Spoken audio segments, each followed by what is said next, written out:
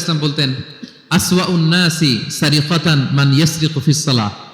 তিনি বললেন সবচাইতে বড় চোর যে নামাজে চুরি করে। সাহাবারা বললেন ওয়া কাইফা ইয়াসরিকু মিন সালাতিহি ইয়া রাসূলুল্লাহ, নামাজে আবার কিভাবে চুরি করে?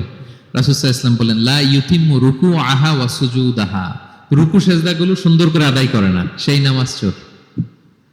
তা আমরা যেন রুকু সেজদাগুলোকে খুব সুন্দরভাবে ধীরস্থির ভাবে যেন আমরা আদায় করি, আমরা যেন তাড়াহুড়ো না করি। রাসূল সাল্লাল্লাহু আলাইহি ওয়াসাল্লাম একবার মসজিদে নববীতে বসা এক সাহাবী এসে নামাজ পড়ে রাসূল সাল্লাল্লাহু আলাইহি ওয়াসাল্লামকে সালাম দিলেন। রাসূল সাল্লাল্লাহু আলাইহি ওয়াসাল্লামের সালামের উত্তর দিয়ে বলেন ইরজি' ফাসাল্লি ফাইন্নাকা লাম তুসাল্লি, যাও তুমি আবার নামাজটা পড়ে আসো, তোমার নামাজ হয়নি। সাহাবী যে আবার নামাজ পড়ে আবার আসলেন, রাসূল সাল্লাল্লাহু আলাইহি ওয়াসাল্লাম আবার বললেন সাল্লি ফাইন্নাকা লাম তুসাল্লি, নামাজ পড়ে আসো, হয়নি।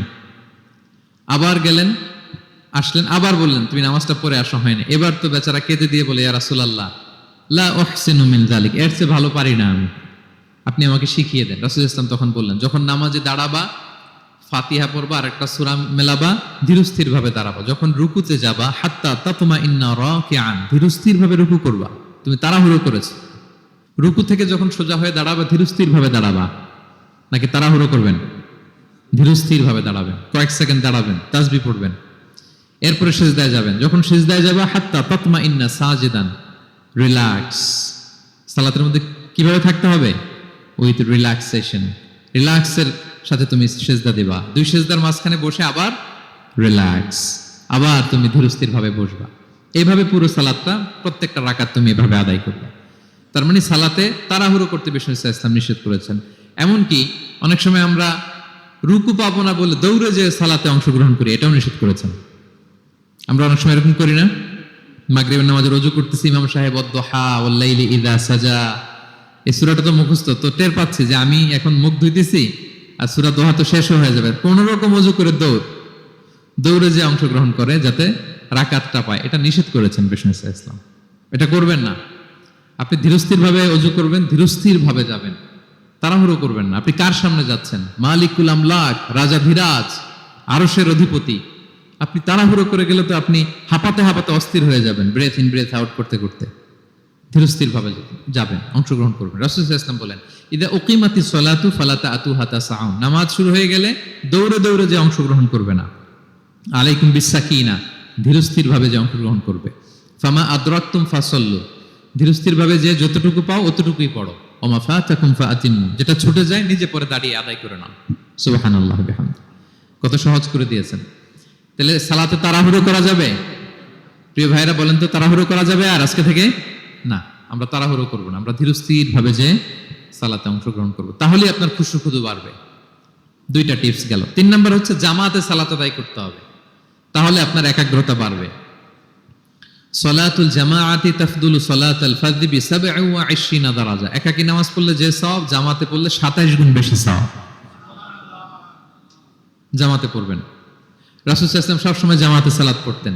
ইন্তেকালের আগেও এই সালাতের ব্যাপারে তিনি আমাদেরকে ওসিয়ত করেছেন, বলেছেন আসসালাতু আসসালাত ওয়া মা মালাকাত আইমানুকুম। ইন্তেকালের আগ মুহূর্ত, এখনই রূহ কবজ হবে, এর আগে উনি কি বলেছেন? সালাত, উম্মতেরা সালাত, নামাজ, নামাজ যেন নষ্ট না হয়। উমর ফারুক রাদিয়াল্লাহু তাআলা আনহুর সময়ে একজন অগ্নি উপাসক ছিল, তার নাম আবু লুলু আল মাজুসি। উনি মুগীরা ইবনে শু'বা রাদিয়াল্লাহু তাআলা আনহু নামে এক সাহাবীর দাস ছিলেন, মুকাতাব দাস। কন্ট্রাক্ট ছিল যে এত টাকা দিলে তাকে আজাদ করা হবে। তো এই অগ্নি উপাসক মাজুসি এসে ওমর ফারুককে বলে, খলিফাতুল মুসলিমিন, আমার মালিক সাহাবী মুগীরা আমার কাছে প্রতিদিন অনেক টাকা চার্জ করে। উনি বললেন তাই নাকি, কত চার্জ করে? বলে যে এত চার্জ করে। তো বলতেছে আচ্ছা তুমি তাহলে কি কাজ করো, কি কাজ জানো? বলে যে আমি খঞ্জর বানাতে জানি, ছুরি, ছোট ছুরি আর কি। বলতেছে ওরে আল্লাহ, যারা খঞ্জর বানাতে জানে তারা তো অনেক টাকা মেক করে, সেই হিসাবে তো মুগীরা বেশি চার্জ করে না, অল্পই চার্জ করছে। সে ইনসাফপূর্ণ চার্জই করেছে, কিন্তু এই আবু লুলু আল মাজুসির এই কথাটা পছন্দ হয় না, সে রাগান্বিত হয়ে গেল, হয়ে বলে ওমর, সবার ক্ষেত্রে তুমি নরম আর আমাকে তুমি কঠিন নিয়ম শেখাও না, দাঁড়াও তোমাকে আমি দেখাচ্ছি। মনে মনে বলতেছে এটা। রেগে মেগে সে বাড়িতে এসে আজকে একটা খঞ্জর বানাইছে, 2 মুখো খঞ্জর, ওয়া মাকবাদাতুহু ফি ওয়াসাতি, এটার হ্যান্ডেলটা মিডলে, এদিকেও মাথা এদিকেও মাথা, এটার ধার করে প্রতিদিন বিষ মাখায় এটাতে। আর মনে মনে বলে ওমর দাঁড়াও তোমাকে আজকে আমি দেখাবো। তো ওমর ফারুককে আল্লাহ তাআলা স্বপ্নে দেখিয়েছেন যে একটা লাল মোরগ ওনাকে 3টা ঠোকর মেরেছে। উনি সাহাবাদের কাছে বলেছেন যে আমি স্বপ্নে দেখেছি একটা লাল মোরগ আমাকে 3টা ঠোকর মেরেছে। তো সে খঞ্জরকে ধার দিয়ে একদিন ফজরের নামাজে ওয়াকানু ইউসাল্লুনা বিগালাস, ওনারা খুব অন্ধকার থাকতে ফজরের নামাজ পড়তো। সে বুরনুস, এক ধরনের জুব্বা যেটার মাথা আছে, ওটা পরে হুডির মতো আর কি, হুডি চেনেন তো না, হুডির মতো একটা জুব্বা পরে সে অন্ধকারে, সে তো আসলে অমুসলিম, সাহাবাদের সাথে পিছনে দাঁড়াইছে নামাজের ভান করার জন্য, আর এই খঞ্জরটা নিয়ে গেছে সাথে। উমর ফারুক ফজরের সালাত শুরু করলেন, প্রথম রাকাত শেষ করলেন, দ্বিতীয় রাকাতের জন্য যখন দাঁড়াইছেন তখনই সে প্ল্যান মাফিক খঞ্জর বের করে ওমর ফারুকের পেটের মধ্যে 3 বার স্টেবিং করলেন, আঘাত করলেন। করার সাথে সাথে ওমর ফারুক উল্টে পড়ে গেলেন আর বললেন, খাতালানি আল কালব, কোন এক কুকুর আমাকে আঘাত করেছে। তো সাহাবার ওমর ফারুককে ধরলেন, আর এই অগ্নি উপাসক এই খঞ্জর নিয়ে কাতারের মাঝখান দিয়ে 2 দিকে খঞ্জর চালাতে চালাতে যাচ্ছিলেন। যে সাহাবাই ধরে সেই আঘাতপ্রাপ্ত হয়ে ওখানে 7 থেকে 10 জন স্পট ডেথ, জায়গায় মারা গেছে। পরে এক সাহাবী নিজের জামা খুলে তার গায়ে ছুঁড়ে মারছে, তখন সে ওইটাতে পেঁচিয়ে পড়ে গেছে। যখন বুঝে গেছে যে আমাকে ধরে ফেলবে, সে সুইসাইড করে ফেলছে, নিজেকে নিজে মেরে ফেলছে। ওমর ফারুক তো বেহুশ, ওনাকে নিয়ে যাওয়া হলো, পিছন থেকে একজন নামাজের ইমামতি করলেন। তো ওমর ফারুক রাদিয়াল্লাহু তাআলা আনহু হুঁশ ফিরে পেলেন। হুঁশ ফিরে পাওয়ার পরে দিনের বেলা যখন হুঁশ আসলো ওনার, সবাই চারদিকে বসা যে হায় হায় আমাদের আমিরুল মুমিনিনের কি জানি কি হয়। হুঁশ ফিরার পরে ওনার মুখের প্রথম কথাটা ছিল আসাল্লান নাস, মানে আমার নেতৃত্বে যে ফজরের সালাতটা শুরু হয়েছিল এটা কি ঠিকঠাক শেষ হয়েছিল? সুবহানাল্লাহ পড়বেন না? আচ্ছা বলেন তো, এই মুহূর্তে আমরা কি করতাম? ওনাকে যে স্টেবিং করছে, চিকিৎসক এসে দুধ দেয়, দুধ পেট দিয়ে বেরিয়ে যায়, নাবিজ দেয়, নাবিজ বের হয়ে যায়, মানে উনি ইন্তেকাল করবেন, এটা বোঝাই যাচ্ছে। এমন কঠিন পরিস্থিতিতে আমরা যদি হসপিটালে হুঁশ ফিরে পেতাম, আমরা কি বলতাম বলেন দেখি? কে কি বলতেন? কে মারছে, আমারে বাঁচানো যায় কিনা, মাউন্ট এলিজাবেথে নিয়ে চলো, সিঙ্গাপুরে অথবা বামরুন গ্রেডে নিয়ে চলো, আমেরিকাতে নিয়ে চলো, অথবা আমার তো ওখানে ব্যাংক ব্যালেন্স আছে, আমি তো মরে যাবো, আমার ছেলেগুলার কি হবে, হ্যাঁ আমার মেয়েগুলার কে দেখবে, এগুলো ছিল আমাদের কনসার্ন। তো ওমর ফারুক জানতেছেন যে উনি পৃথিবী থেকে বিদায় নিচ্ছেন, একটু হুঁশ ফিরে পাইছেন। হুঁশ ফিরে পাওয়ার পরে প্রথম কথাটা ছিল আসাল্লান নাস, লোকেরা কি নামাজ পড়েছিল? আল্লাহু আকবার। তাহলে এটা কত গুরুত্বপূর্ণ ইবাদত, কিভাবে এই সালাতকে সাহাবারা অফার করতেন।